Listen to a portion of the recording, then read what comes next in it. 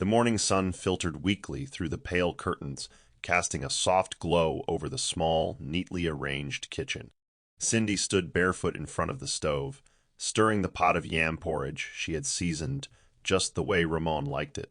The scent filled the air, rich and familiar, like memories that used to be sweet. But the room felt colder than it should. She turned slightly when she heard his footsteps descend the stairs, expecting maybe a soft, good morning, or a tired sigh. Instead, there was silence. Ramon walked in, barely glancing at her, and opened the fridge as if she weren't even there. Her heart dropped slightly, but she pasted on a gentle smile. "Your breakfast is almost ready," she said, forcing cheerfulness into her voice. He only nodded without meeting her eyes, reaching for the juice carton. No thanks, no acknowledgement. Just that same quiet distance he had carried for weeks now, growing heavier each day. Cindy placed his bowl on the table and sat across from him, watching his face for any trace of warmth. None came. "Did you sleep well?" she asked quietly. Ramon spooned the porridge into his mouth and chewed, still silent. She chuckled lightly to break the tension. "You're quieter than usual." He finally looked at her, eyes blank. "I have a lot on my mind," he muttered. Something in his tone was cold, detached in a way she couldn't explain. She folded her hands in her lap, unsure how to respond. The man who used to kiss her forehead before breakfast now looked like a stranger occupying her husband's skin. "Is it work?" she tried again. "No. It's nothing," he said sharply, standing up mid-meal. "I'm running late." He left the rest of the porridge untouched.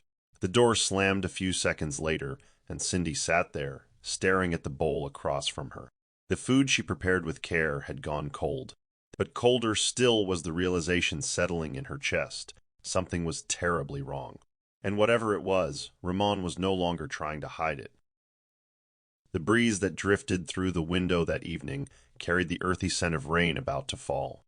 Cindy stood in the laundry room folding Ramon's work shirts, her fingers moving slowly, almost absent-mindedly. Her brows furrowed as she held up his blue shirt, the one he'd worn the day before.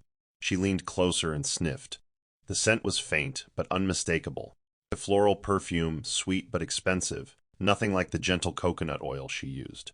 Her nose tingled, not from the fragrance, but from the confusion and quiet suspicion it stirred in her chest. She rubbed the collar between her fingers, hoping it was her imagination, hoping perhaps it had brushed against someone in the office. Still, she couldn't shake the feeling that this scent had lingered too long for it to be an accident. That evening, as Ramon arrived home, she waited patiently by the dining table where she had set his meal. He removed his blazer and tossed it on the couch like an afterthought. "Hey," she called out gently, folding her hands. "Can I ask you something?" He didn't stop walking. "What?" he mumbled, already loosening his tie. "Who wears lavender and musk perfume around you at work?" she asked, trying to keep her voice light. Ramon paused, glancing over his shoulder, his jaw tightening. "What kind of question is that?" "I smelled it on your shirt," she admitted. "It's not mine," he scoffed, turning fully to face her now, irritation clear in his eyes. "So, you're checking my clothes like I'm a criminal now?" "No," she whispered. "I just noticed." He walked past her toward the hallway, voice trailing behind him. "Then maybe you should stop noticing things that don't concern you." Cindy stood still as his footsteps disappeared down the hall, her heart pounding. She had hoped for an explanation. A lie, even. But what she got was worse deflection and anger. Something was happening. And she knew then. He wasn't even trying to hide it anymore. The house had begun to feel less like a home and more like a quiet battleground where no one raised their voice. But every silence was a cut. Ramon now returned later than ever, sometimes well past midnight without so much as a call. Cindy would lie awake, the sheets cold beside her, pretending she wasn't listening for the turn of the key in the lock. When he did finally return, he always smelled of car air fresheners, a hint of whiskey, and something faintly feminine. One night, as she sat on the couch pretending to watch a talk show, he walked in and made a beeline for the stairs. "You're back late again," she said, her tone calm. "There was traffic," he replied dryly. "Traffic at 1 a.m., she pressed. He didn't respond. Instead, he pulled his phone from his pocket and turned his back to her, thumbs dancing swiftly on the screen. "Who are you texting this late?" she asked. There was a pause before he replied, "Kent." A lie, she could feel it. "Let me see," she said softly, his body tensed. "Are you serious right now?" he snapped, turning to her with narrowed eyes. "Ramon, I'm your wife. Why are you hiding your phone from me?" she asked, her voice trembling just enough to betray her breaking point. He scoffed and locked the screen. "Don't you have anything better to do than act paranoid?" "Maybe if you came home like a husband, I wouldn't have to wonder like a stranger," she said, standing up. Ramon stared at her for a long, stifling second. "You're suffocating me, Cindy. Always questioning. Always watching. I need space." With that, he stormed off upstairs, leaving her standing in the dimly lit living room, arms wrapped around herself. She didn't cry. Not yet. But inside, something was slowly fracturing. Something that once felt like trust, now slipping through her hands like water. The calendar mocked her in silence. A small red heart encircled the date. One she had marked 6 months earlier with excitement. It was their wedding anniversary. 7 years married. She had spent the entire day preparing for it, choosing his favorite jollof rice and grilled chicken, baking the chocolate cake he used to beg for back when they couldn't even afford bakery slices. She wore the wine-red dress he once said made her look like a dream. Her makeup was soft, glowing, and her hair neatly packed in a high bun just the way he liked. The dining table was set for two with candles glowing gently in the center. She glanced at the clock, 6:45 p.m. She told herself not to worry, he'd be home soon. Hours passed. Each second stretched into aching silence. The candles melted into puddles. By 9 p.m., the food had cooled, and her phone remained still, no call, no text. She tried calling him once. No answer. Again, straight to voicemail. Her heart began to drop like a stone in water. By 10:37 p.m., Cindy sat on the floor in her red dress, back against the wall, eyes fixed on the untouched plates. The house was quiet, except for the soft hum of the fridge and the occasional tick of the wall clock. Then a message buzzed onto her phone.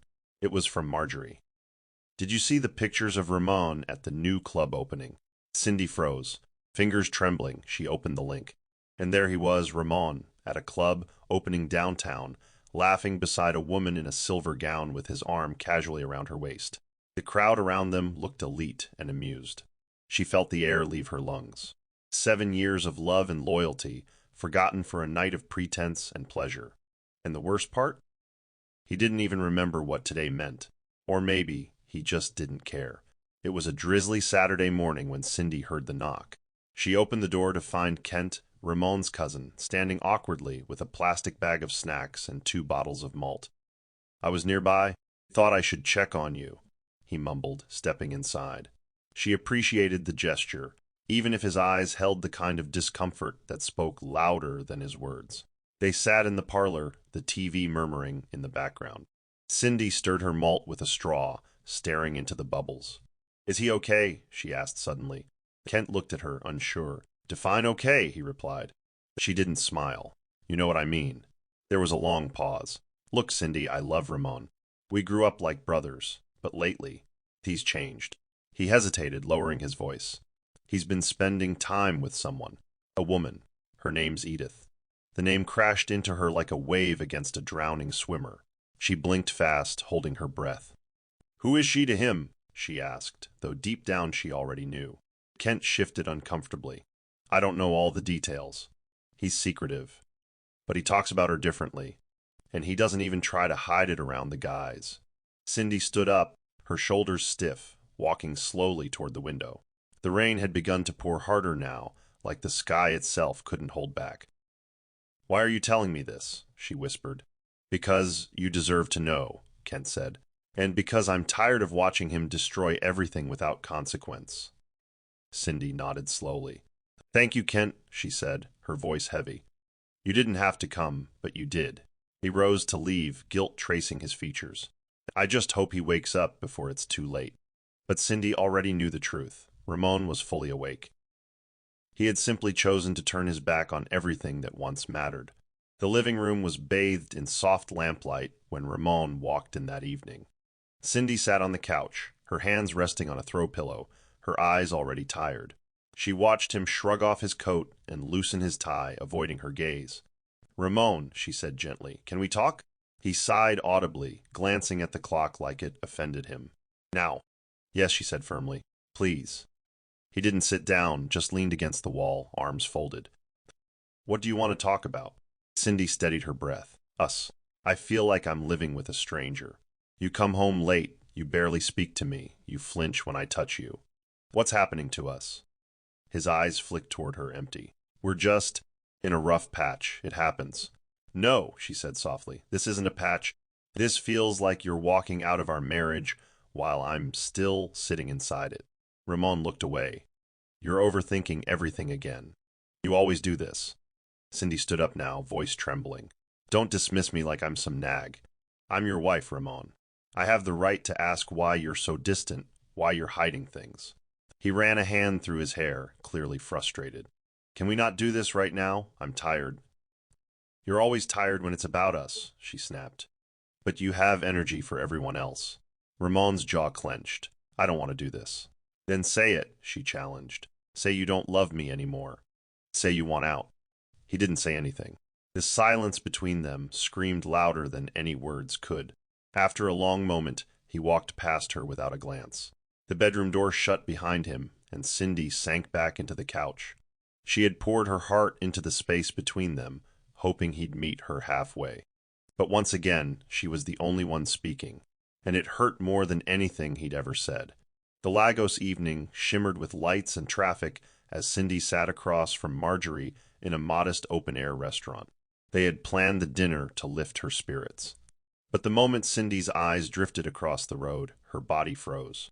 There, exiting a sleek black car, was Ramon, and beside him, a tall, elegant woman in a satin green dress. Edith. She didn't have to guess. Her hand tightened around her fork as she watched Ramon place a hand gently on Edith's lower back, guiding her into an upscale restaurant directly opposite. Cindy, Marjorie asked, following her gaze. Is that? Yes, Cindy said, barely able to breathe. Her chest clenched with shock, betrayal, and the bitter sting of confirmation. He wasn't trying to hide anymore. He was flaunting it. Marjorie stood abruptly. Let's go in there. Let's make a scene. But Cindy reached for her wrist. No, she said, voice low and controlled. What would that solve? He's made his choice. She didn't blink as she watched them settle into a table by the window.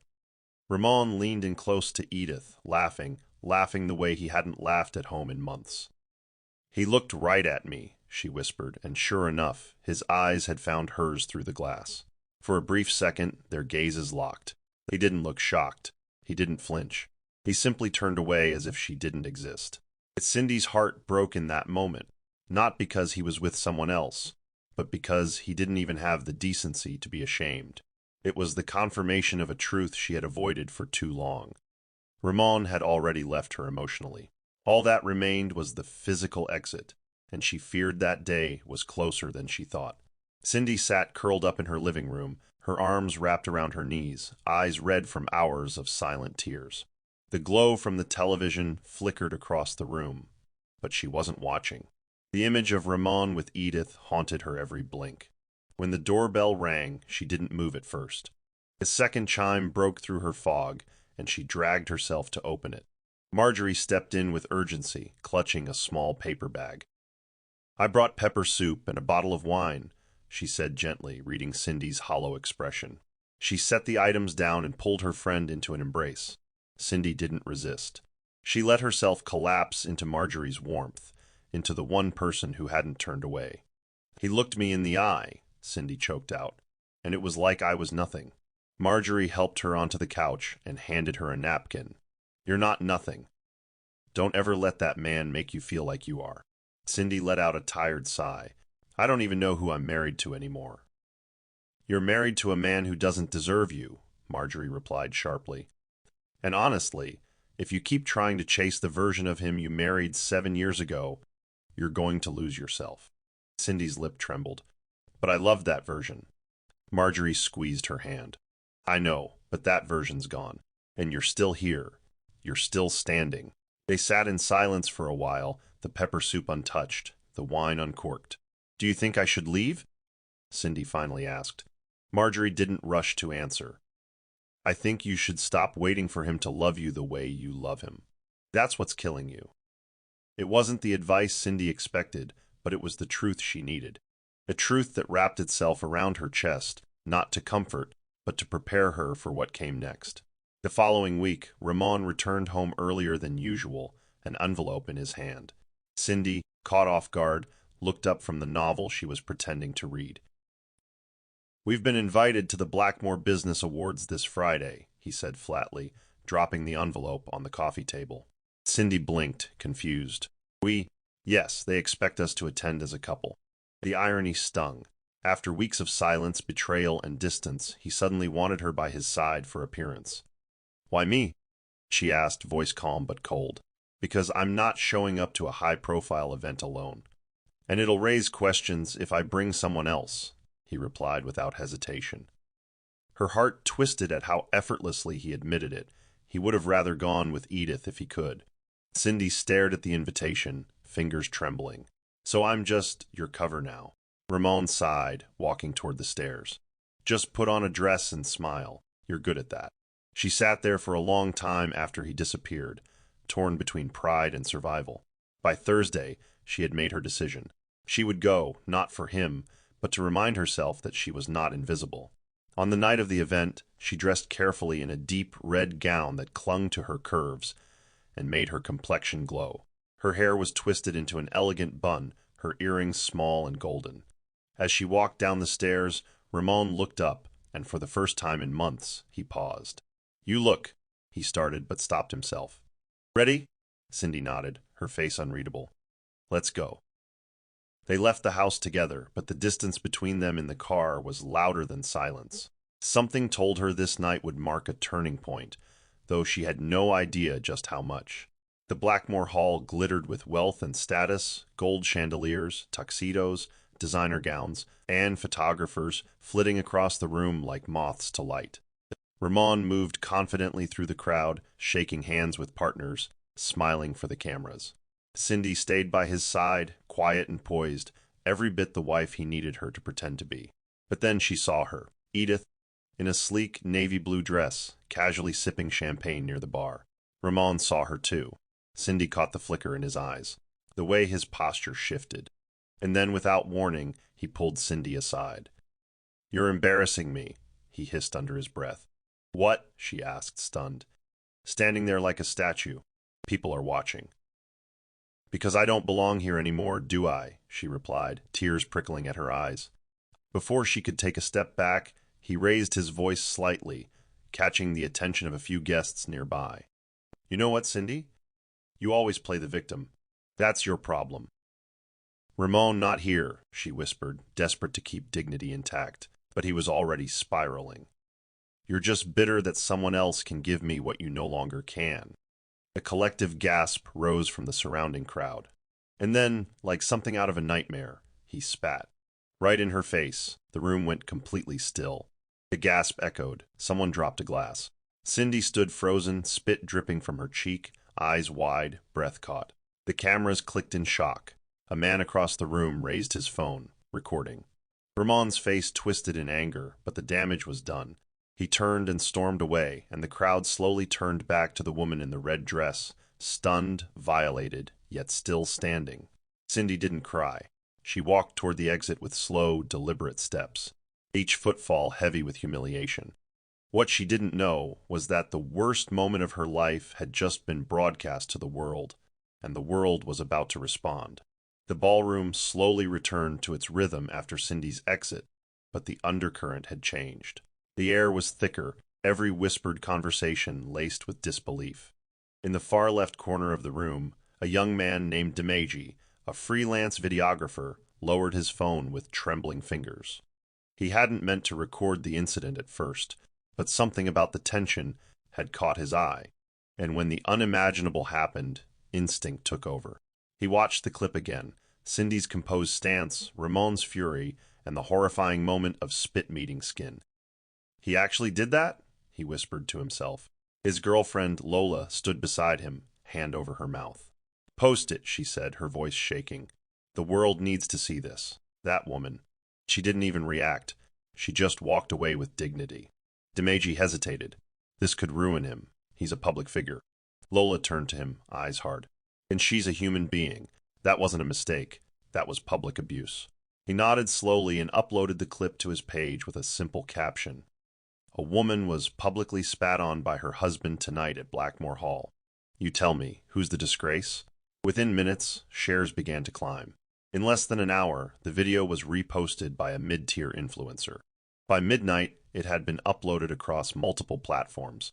People in the ballroom didn't know it yet, but the spark had been lit. The moment Demeji pressed upload, Cindy's story stopped being private. She was no longer just a woman betrayed. She was the center of a storm that would shake the city to its core. Outside the venue, Cindy stood alone on the pavement, the chill of the night air clinging to her bare arms. She hadn't even realized she left without her shawl.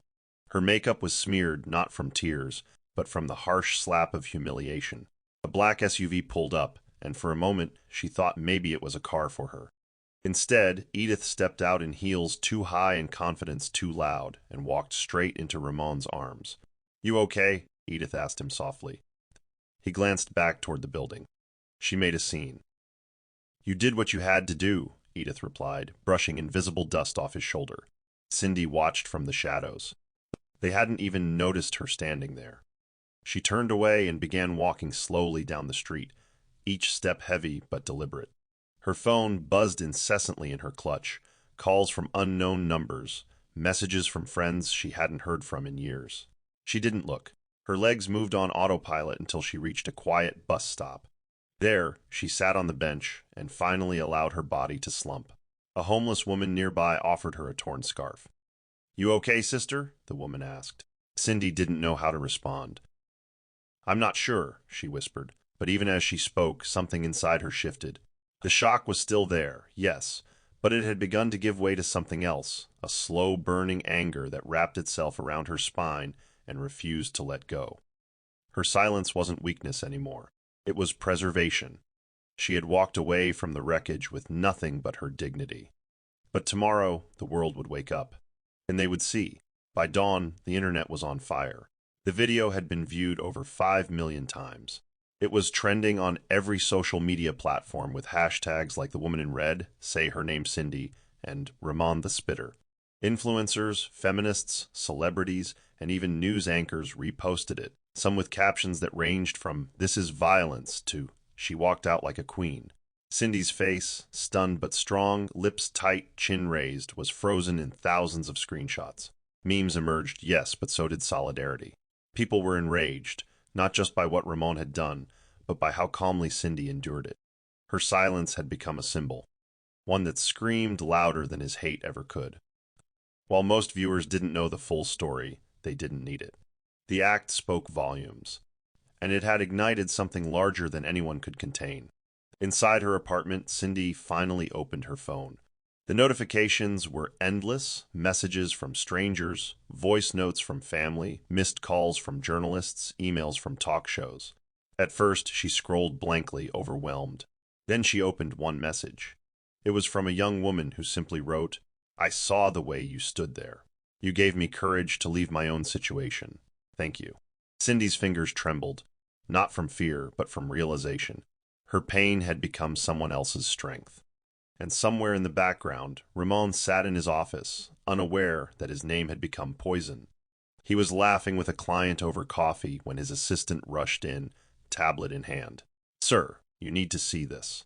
As he watched the video play, his smirk faded, his jaw clenched. Who posted this? He demanded. But the damage was already done. The internet had spoken, and there would be no controlling what came next. The storm intensified by the hour. What began as online murmurs exploded into full-blown outrage by mid-morning.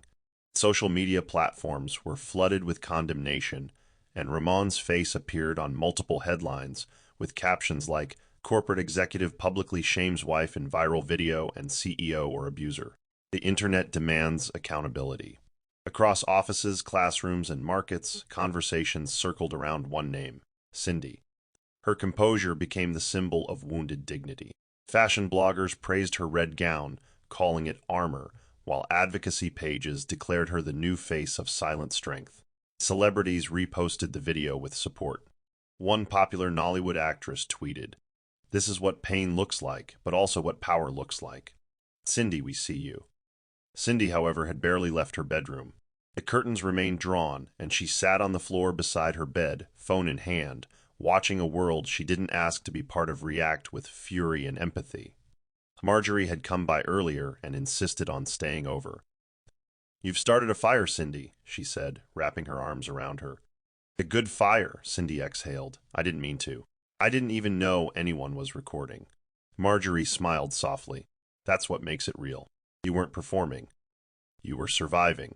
Her phone buzzed again, an invitation to speak on a women's panel, a call from a major news outlet, a message from an international human rights group asking to amplify her story. It was surreal. She was no longer just a betrayed wife. She had become a voice, one that echoed in places she never imagined reaching. Ramon's world began to crumble with precision. First came the public fury, strangers tagging his company, demanding action. Then his inbox flooded with cancellations. Clients backed out of deals, investors withdrew, and his assistant avoided eye contact altogether. By noon, he was called into a meeting with the board of directors. The conference room was tense, the air tight with disappointment. His boss, a firm woman named Mrs. Okafor, didn't waste words. "You didn't just humiliate your wife. You humiliated this company." Ramon shifted in his seat. "It was a private matter that happened in public," she cut in, "and went viral. You are a brand ambassador for this firm." Or were. Silence, cold and unforgiving.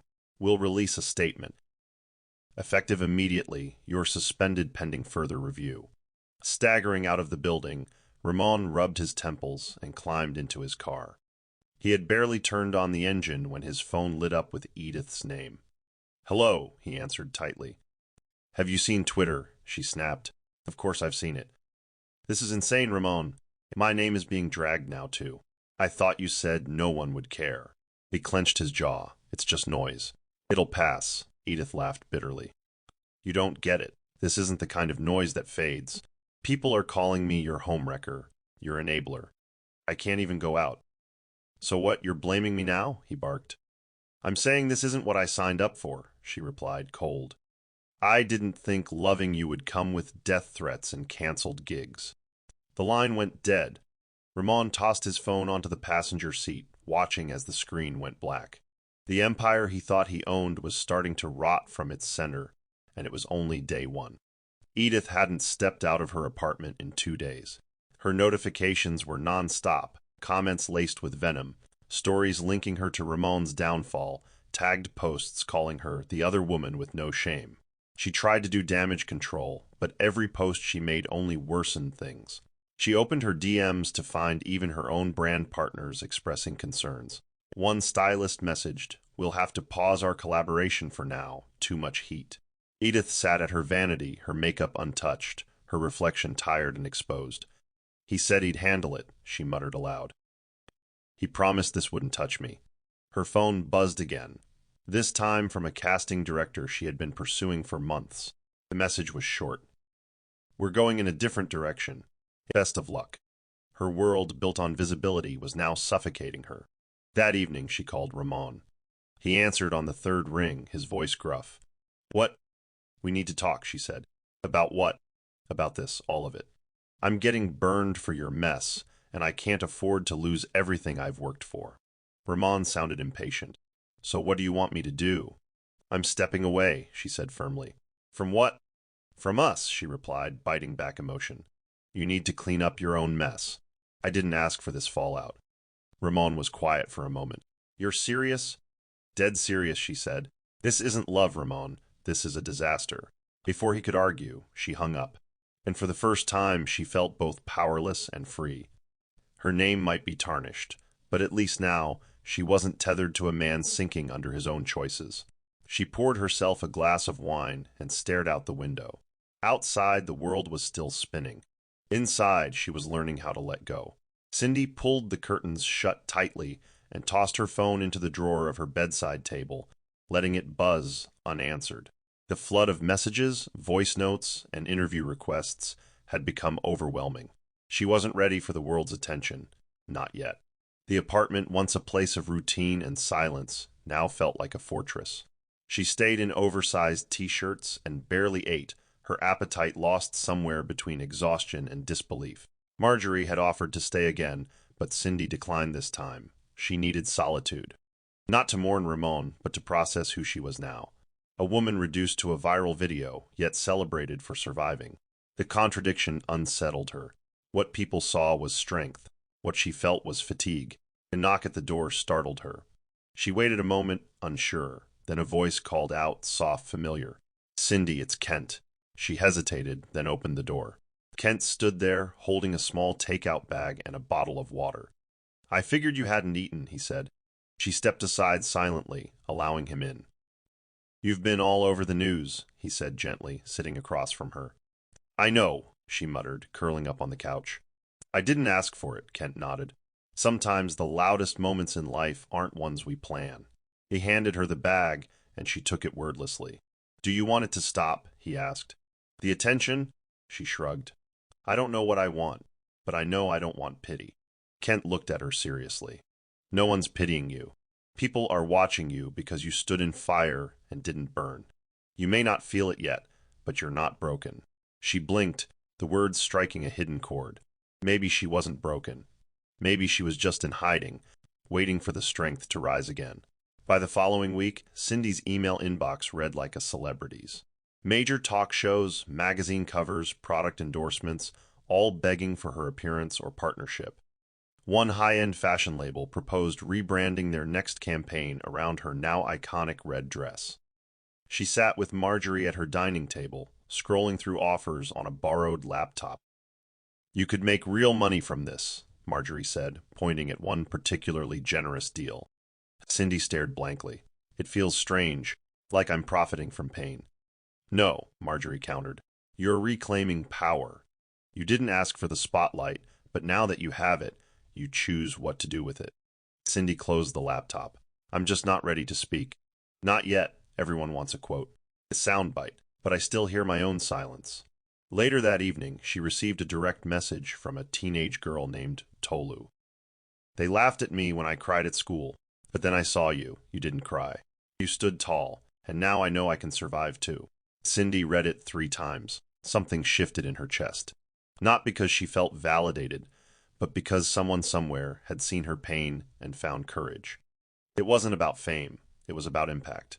That night, she stood before the mirror in her bathroom and looked at herself for the first time in days. The face staring back at her wasn't broken. It wasn't pitiful. It was weathered but whole. She touched her cheek, not where the spit had landed, but beside it.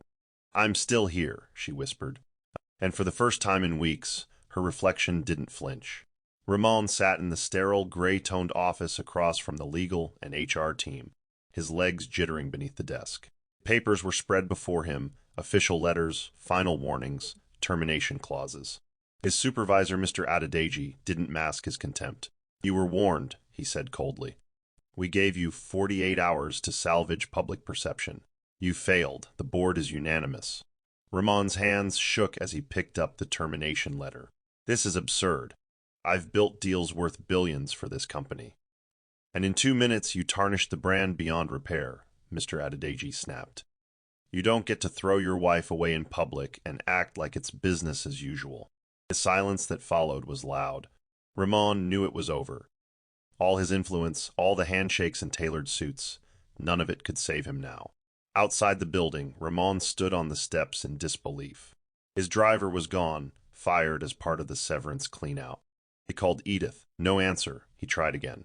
Voicemail. He stared at the people passing by on the sidewalk, some of them whispering, some filming. The shame was growing legs. He walked aimlessly past shops and kiosks, his once expensive shoes splashing through shallow puddles. His image had been built on pride and precision. Now he was just a man trending for cruelty. At home, the walls felt tighter than before. He turned on the TV and saw Cindy's face again. This time in a montage with a soft instrumental in the background. The caption read, "A woman's grace. Cindy's silent strength speaks volumes." Ramon sank into his couch, his hands buried in his hair. It wasn't just the job. It was the respect, the power, the perception, all of it gone. Rain tapped lightly against the window panes as Cindy sat curled beneath a blanket on the couch, sipping warm tea. It had been 3 days since her last public appearance, and the storm outside was oddly soothing, like the universe knew she needed a softer soundtrack. She had started journaling again, writing not about Ramon, but about herself. The doorbell rang unexpectedly, pulling her from her thoughts. She wasn't expecting anyone. Her heart thudded once before she slowly stood and walked to the door. Through the peephole, she saw him, Ramon, standing in the rain. His white shirt was soaked through, his once pristine shoes muddied, his expression drawn. For a moment, Cindy just stared. Then, against her better judgment, she opened the door. Neither spoke for a full 5 seconds. Ramon broke the silence. I needed to see you. Cindy didn't move. You shouldn't be here. I know, he murmured, looking down at his feet. But everything's gone, Cindy. The company. Edith, my name. She folded her arms. So you came here to... What? Tell me you're suffering. He met her gaze with tired eyes. I came to say sorry. I mean it. The words hung in the air like smoke, visible but empty. Cindy stepped aside slightly, not to let him in, but to gesture. Now you've said it. Ramon nodded slowly, water dripping from his chin. You don't have to forgive me. I just needed you to know. She studied him for a long moment. You didn't come here because you miss me. You came because the world finally treated you how you treated me. And with that, she gently closed the door. No slamming, no shouting, just quiet, undeniable finality. 3 weeks later, Cindy sat before a soft-lit camera inside a minimalist studio, her hands resting calmly in her lap. This wasn't a news interview or a dramatic tell-all. It was a conversation hosted by a renowned therapist and women's advocate named Dr. Tenney. The studio had extended the invitation weeks ago, but Cindy only agreed after much thought. We're honored to have you here, Cindy, Dr. Tenney said with a warm smile. Not as a headline, but as a woman reclaiming her voice. Cindy smiled faintly. Thank you. That's exactly what I'm here to do. The cameras rolled as she spoke, not about Ramon's betrayal, but about the emotional numbness of being dismissed, the quiet heartbreak of being unseen, and the beauty of rediscovering herself. It wasn't the public spit that hurt the most, Cindy said, voice steady. It was the months of silence, of feeling like a shadow in my own marriage. That night was just the loudest moment in a long series of quiet abandonments. Dr. Tenney leaned in. How did you find the strength to walk away? Cindy's eyes glistened, but her voice didn't waver. Because staying was starting to erase me. I was disappearing piece by piece. And I knew if I didn't leave, there'd be nothing left to return to. When the interview aired, it didn't trend because it was scandalous. It trended because it was true. People didn't just hear Cindy's story. They saw themselves in it. Her words echoed in bedrooms, therapy rooms, and conversations between mothers and daughters. And for the first time, Cindy realized her voice was no longer trembling. It was rising. The campaign launch took place in a rooftop gallery space overlooking the city skyline. Cindy stood beneath a large banner bearing her image from that fateful night, dignified in the red dress, her chin subtly lifted, her face composed. But now, beside the image were new words she didn't break. She became.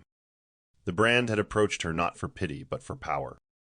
And though she had hesitated at first, Cindy realized that this was her chance to rewrite the narrative. No longer just the woman in the video, now she was the woman in red. Strong, poised, unapologetic. The event was intimate but influential. Industry leaders, women's rights advocates, and survivors of various forms of abuse attended. Cindy gave a short speech, dressed again in red, but a different shade, a deeper crimson, symbolic of rebirth. This dress is not a costume, she said into the mic. It is not an outfit I wore to be pitied. It is the armor I wore the night I chose to rise instead of collapse. Applause rippled through the room. Behind her, Marjorie beamed with pride. Cameras flashed not to expose her pain, but to celebrate her triumph. Cindy wasn't pretending anymore. She wasn't hiding. She was standing. And for the first time in her life, the world was standing with her. The billboard stood tall in the heart of the city, commanding attention from every driver stuck in traffic. Cindy's face graced it, elegant, composed, draped in red, with the tagline, "Resilience wears red." It wasn't just a marketing campaign anymore. It was a movement. Marjorie drove past it for the third time that week, and still, her chest swelled with pride. She parked a few blocks away and took a photo, sending it to Cindy with the caption, "That's you, babe. Look how far you've come." Cindy replied with a simple heart emoji, but Marjorie could almost feel the soft smile behind the screen. Later that evening, the two friends sat on Cindy's balcony, sipping Chapman and watching the sun melt into the skyline. "Do you remember that night?" Cindy asked softly. "The night I stood outside Blackmore Hall and didn't know who I was anymore." Marjorie nodded. "I remember holding you while you barely said a word. I remember thinking, if this woman survives this, the world better be ready for her glow." Cindy chuckled, but it was laced with emotion. "You never let me fold, Marge. You saw strength in me when I saw nothing but ruins." "You didn't fold because it's not in your fabric," Marjorie replied. "Pain didn't create you, it just revealed you." Cindy leaned her head on her best friend's shoulder, letting the moment breathe. The silence between them wasn't heavy, it was comforting. "Do you think it's possible to forgive someone like Ramon?" Cindy asked quietly. Marjorie paused. "Forgiveness isn't about them, love. It's about choosing peace. But don't you dare confuse forgiveness with forgetting." Cindy nodded slowly, her eyes fixed on the stars now peeking out. She didn't have all the answers yet, but she had healing. She had herself, and that was enough. It was a quiet Saturday afternoon when Kent showed up again, this time unannounced, holding a small brown envelope. Cindy welcomed him in, sensing a heaviness in his eyes. They sat in the living room with the ceiling fan whirring gently above. Kent fidgeted with the edge of the envelope before placing it on the coffee table. "I should have told you earlier," he began. Cindy looked at him, puzzled. "Told me what?" He sighed. "That night at the Blackmore event. I was there. I saw everything before it even happened." Her eyes narrowed slightly. "What do you mean?" "Ramon and Edith were arguing near the side hallway. I overheard them. She told him to put you in your place or she'd walk out. He was already on edge when you confronted him." Cindy's stomach turned. She leaned back, stunned. "So he was provoked," Kent nodded. "Not that it excuses what he did. Nothing does. But he didn't just snap. He was trying to prove himself to her, as if being cruel to you somehow made him more desirable." Cindy shook her head slowly, her heart pounding. "And you didn't say anything because—" "Because I was scared," Kent admitted. "Scared of losing him. Scared you wouldn't believe me. And maybe ashamed." Cindy stared at the envelope. "What's in there?" "Evidence," Kent whispered. "Security footage I pulled. You deserve to know everything, not just what went viral." She opened it with trembling hands and stared at the USB inside. A piece of the puzzle she never asked for, but maybe needed. "Thank you for finally telling me," she said. "Late truth is still truth." Kent exhaled, his shoulders sagging. He hadn't come for redemption. He had come for release. And Cindy, as always, handled the weight with grace. Ramon's once stylish penthouse now echoed with loneliness. The leather couch was unkempt, dishes piled in the sink, curtains drawn as if sunlight was offensive. He sat on the floor in yesterday's clothes, surrounded by half-empty water bottles and ignored emails. His phone buzzed with yet another missed call from an unknown number. He no longer had the will to answer. The silence screamed louder than any insult. The house smelled of dust and stale cologne, like something abandoned but pretending to still matter. He hadn't turned on the news since the day of his termination. But today, curiosity got the better of him. He clicked the remote. Cindy's face filled the screen, this time on the cover of a lifestyle segment titled "Elegance After Ashes." He watched the montage, her photos, her speech clips, the billboard reveal. The applause in the background was thunderous, even through the screen. Ramon swallowed hard. There she was, the woman he had dismissed, diminished, degraded, now standing taller than ever. He muted the volume and stared, not at the image, at the memory of her cooking for him, of her arms around his neck after his first big deal, of her silence in the dark when he came home late, and then of her standing still while spit dripped from her cheek. "What have I done?" he murmured, burying his face in his hands. It wasn't just about the job anymore, or the fame. It was the realization that he had discarded something sacred, and now all that remained was a hollow apartment, and the unbearable echo of a good woman he'd never deserve again. Edith sat in a dim hotel room far from Lagos, the curtains drawn and her laptop screen illuminating the emptiness around her. Since distancing herself from Ramon, her life hadn't returned to normal. Brand collaborations had gone silent, followers were divided, and even her closest industry friends kept her at arm's length.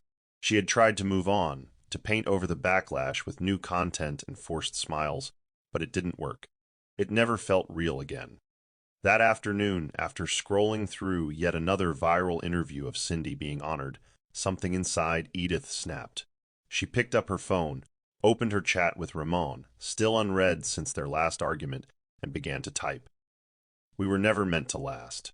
I thought what we had was passion, but it was just destruction wrapped in attraction. You broke her, and I let you. But what I didn't realize was that loving you would cost me my peace, my platform, and my integrity. Please don't contact me again. This is goodbye." She stared at the message for a long minute before pressing send. No delivery receipt, no typing bubbles, nothing. She dropped the phone beside her and exhaled for the first time in days. She had clung to the idea of winning, a life she thought would taste better because she took what belonged to someone else. But all it gave her was bitterness. Cindy didn't fight, she didn't scream. She didn't chase, and yet she rose. That was power. Edith finally admitted that what she thought was victory had always been an illusion, and she had never been more ready to let it go. The grand ballroom shimmered with soft golden lighting, crystal chandeliers reflecting elegance across the polished marble floors. The Women of Worth Awards had invited Cindy weeks ago, and after much contemplation, she had accepted, not for validation, but because she finally felt ready to stand in a room not as someone recovering, but someone who had risen. As she stepped onto the red carpet, cameras flashed from every angle. She wore a tailored floor-length gown in deep crimson, her natural hair styled into a sleek updo, her poise as regal as a queen's. Marjorie walked beside her, radiant in black, her arm linked with Cindy's. "You're glowing," she whispered. Cindy smiled softly. "I feel like I've come full circle." When her name was called, the applause was deafening. She walked to the podium, heart steady, smile calm. The award was placed in her hands, a golden flame symbolizing courage in adversity. She took a breath, then spoke. "I didn't come here tonight because I wanted to be celebrated. I came because I wanted to say something I couldn't say when I was silent. I am not what happened to me. I am what I chose to become after it." The crowd stood to their feet. Some cried. Others clapped like thunder. In the far corner of the room, a woman in the crowd wiped her eyes and whispered to her friend, "That's the woman from the video." And yet it no longer defined her. Cindy had taken the most humiliating moment of her life and turned it into a story of dignity and defiance. This wasn't revenge. This was restoration. And it was breathtaking. Ramon sat on the floor of his now nearly empty apartment, surrounded by moving boxes he hadn't packed. The electricity had been disconnected earlier that day due to unpaid bills, and the silence that followed was unbearable. He stared at the awards ceremony on a muted live stream, Cindy's smile frozen on screen as she raised her trophy. His eyes burned, not with anger, with an ache so deep he felt hollow. He pressed play again and again, listening to her speech until the words etched themselves into his conscience. "I am not what happened to me." He muttered it aloud, as if speaking her strength might give him some of his own. But it didn't. It only reminded him how far he had fallen. He stood up abruptly and kicked over a box, its contents spilling onto the floor, old photographs, love notes, birthday cards from a life that once felt invincible. He grabbed a frame with a photo of them from 5 years ago, Cindy kissing his cheek, both of them laughing under the sun. The glass cracked as he held it too tightly. Tears spilled over his cheeks, hot and bitter. "I had everything," he whispered. "I had everything." There was no one left to blame. Not Edith, not the board, not even the cameras. Just him. The man who chose arrogance over humility, pride over love, and now had nothing to show for it but a name drenched in shame. For the first time, Ramon didn't just regret what he'd done. He mourned what he'd destroyed. And no apology could unbreak the woman who had learned to rise without him. Ramon sat at the small kitchen table of a short-let apartment he could barely afford, the only light coming from a flickering bulb overhead. The luxury was gone, replaced by bare walls, creaky floors, and the quiet hum of consequence. A blank sheet of paper sat before him beside a worn-out pen. He hesitated, then began to write. Dear Cindy, the words spilled slowly, clumsily. I won't ask for your forgiveness. I know I no longer deserve your voice, your presence, or even your memory. But I need to say this. I remember everything. The meals you made, the nights you waited, the quiet way you loved me when I gave you nothing. I spit on your face, yes, but the truth is, I spat on years of loyalty, kindness, and grace. And now I carry that weight daily. He paused, his eyes wet, the ink smudged by his trembling hand. I thought power was in dominance, in having the next woman, the next deal. But watching you rise, seeing the world recognize the strength I tried to crush, it broke me. Not because I envy your success, but because I finally understand the depth of what I threw away. You were never weak. You were just patient. I ruined the very thing that held me up. He folded the letter carefully, placed it in an envelope, and wrote her name on the front, Cindy. Then he stared at it for hours. Morning sunlight crept through the blinds, casting a faint glow on the table. He stood up, walked to the door with the letter in hand, but paused. And then, slowly, he turned around, dropped it in a drawer, and closed it. He wouldn't send it. Not because he didn't mean it, but because he finally knew. She had moved on, and he no longer had the right to interrupt her peace. The beach stretched out endlessly beneath the golden hues of a rising sun, waves gently lapping at the shore. Cindy walked barefoot along the sand, her long silk dress flowing in the breeze, her locks pulled back in a soft wrap. The air smelled of salt, peace, and closure. In one hand she held her sandals. In the other, a notebook filled with thoughts she'd been journaling for months. Behind her, a few close friends gathered near a morning picnic setup, Marjorie laughing softly, Kent pouring juice, the sound of a new chapter unfolding. But Cindy had stepped away for a reason. She wanted to feel the sand, to breathe deeply, to mark this moment. It wasn't about celebration. It wasn't even about healing anymore. It was about freedom. She paused near the edge of the tide, where the water met her toes, and smiled, not because life had returned to what it was, but because she had built something new. She had survived the fire and emerged with gold skin, not scars. Her phone buzzed in her bag nearby, but she didn't check it. She didn't need to. For once, the world could wait. Peace, real peace, had come not from revenge, not from Ramon's fall, not even from public applause, but from choosing herself. Over and over again, she closed her eyes and whispered to the sea, "Thank you for not letting me break." Behind her, Marjorie called out, "Come on, Cindy. Breakfast is ready."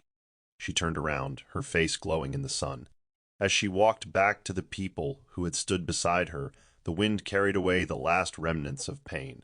She was no longer the woman from the video. She was a woman reborn, and this was only the beginning. Here's the Bible verse, Isaiah 61, verse 3.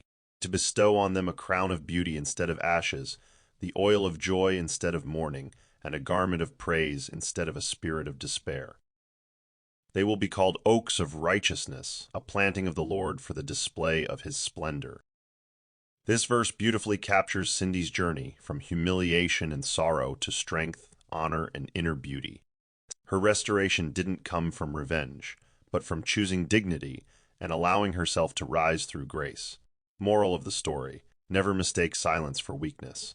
The quiet strength of a woman who chooses dignity over drama can shake the world louder than any scream.